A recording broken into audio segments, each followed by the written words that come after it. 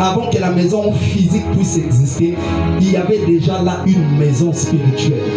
Et Jacob, poussé par l'esprit, durant son pèlerinage, pendant son voyage, pour aller vers Laban, un jour il a été fatigué, il a pris un caillou sur lequel il a posé sa tête. Et pendant qu'il dormait, il a vu le ciel ouvert. Je prie que le ciel soit ouvert ce soir au nom de Jésus. Il a vu le ciel ouvert. Et il a vu les anges de Dieu qui montaient, qui descendaient. Quand il s'est réveillé, il dit, ici est la porte des cieux. Il dit, Dieu est là, mais je ne savais pas. Ces lieux étaient vides.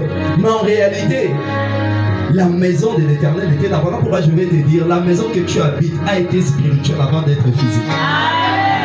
La famille dont tu es né a été spirituelle. Il y a eu des réalités spirituelles avant que toi tu ne viennes. Tu es venu, tu as déjà trouvé qu'il y a plusieurs réalités spirituelles. Déjà que tu ne maîtrises pas. Mais ça existe. Ça existe.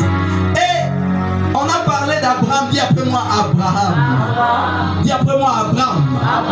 Est-ce que je peux parler de quelque chose? Est-ce que je peux parler à quelqu'un?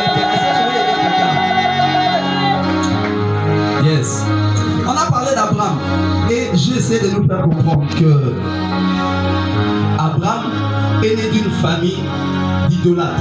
La Bible nous le révèle dans Josué 24, à partir du verset 4, du verset 2 au verset 4.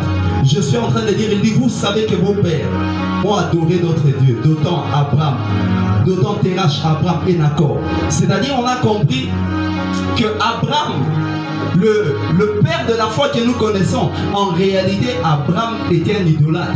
En réalité, Abraham avait été initié à adorer d'autres dieux. Le Dieu, le diable, vraiment le Dieu de son père.